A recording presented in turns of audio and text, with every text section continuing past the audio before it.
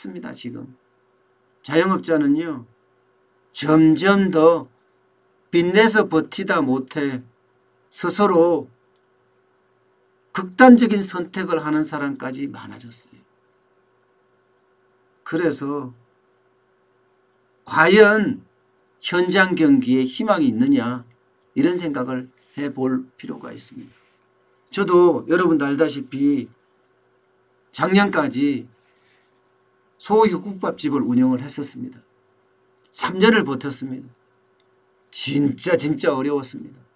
2016년 12월 10일 날 제가 오미래 소육국밥이라는 것을 오픈했거든요.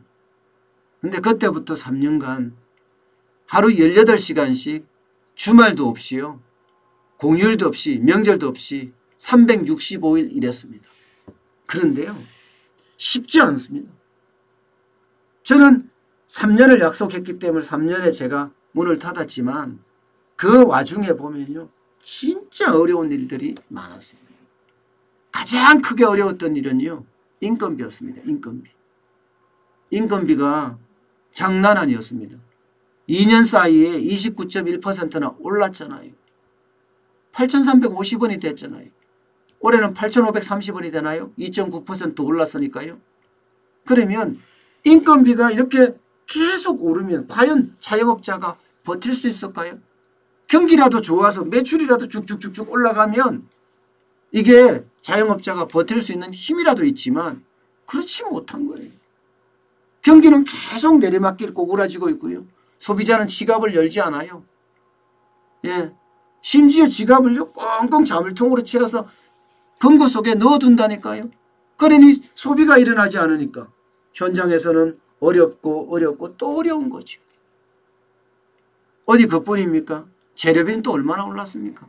물가는 0.4% 역대 1965년 이후에 최저치라고 이야기를 해요.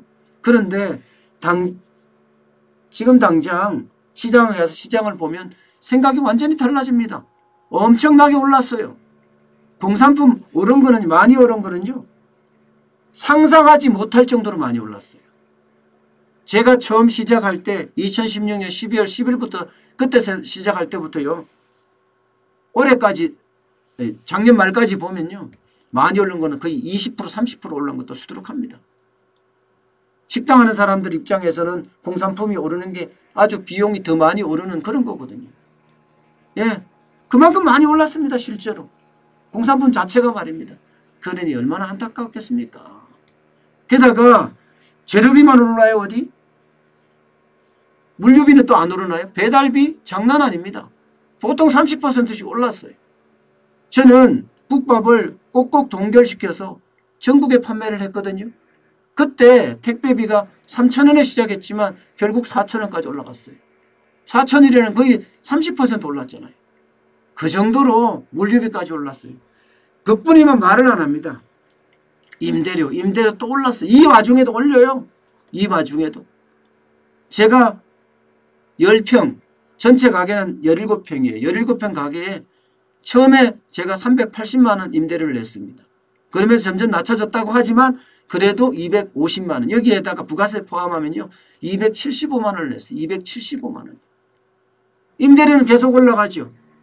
예, 이것뿐만이 아니에요. 세금은 또 얼마나 올랐습니까? 세금 장난 아니에요. 예, 뭐 재산세도 오르고 종합부동산세도 오르고 말입니다. 그러니 보유세 자체가 많이 오르니까 거기에 대한 부담들 굉장히 많아졌고요. 4대 보험 올라서 예? 나가는 지출 많아졌죠. 그러니까 자영업자가 버틸 수 있는 그런 힘이 없습니다. 자영업자가 버틸 수 있는 힘이 있어야 되는데 참 안타깝다는 거예요.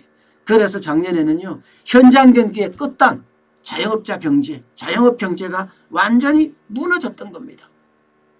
저는요. 이렇게 생각을 합니다. 올해는 자영업자가 희망을 쏠 수 있는 그런 해가 돼야 될 거라고 생각합니다. 희망을 쏠려면요. 다 방법 없어요. 자영업자 매출 오르는 수밖에 없습니다. 자영업자의 매출이 오르는 게 가장 희망을 쏘는 거예요. 물론 자영업자들도 엄청난 노력을 해야 되겠지만 정부도 그에 따른 노력이 필요합니다. 돈을 달라는 게 아닙니다. 돈을 달라는 게 아니에요. 경제를 살려달라는 거예요. 그래서 매출이 더 일어날 수 있게끔 도와달라는 거예요. 그게 가장 중요하다는 이야기입니다. 지금요, 자영업자들이 희망을 쏠려면 지금 당장 오늘 현재 이 방송을 보는 자영업자분들도 어렵다. 빚내서 버티고 있다. 도저히 안 되겠다. 문을 닫아야 되겠다. 이렇게 부정적인 말을 하는 사람이 태반입니다. 그만큼 현장 경기의 끝단은 무너지고 있다는 거예요. 그 무너지고 있는 그 끝단을 이제는 제대로 살리려고 한다면 위기로 정부가 먼저 인정해야 돼요. 소득 주도의 성장 정책 실패했다는 거 본인들이 인정해야 합니다. 그러면서 새로운 정책적 어떤 대전환이 있어야 된다고 저는 생각을 해요. 그렇지 않고는요, 우리 경제 새롭게 회복되기는 굉장히 힘들지 않을까 생각을 해봅니다.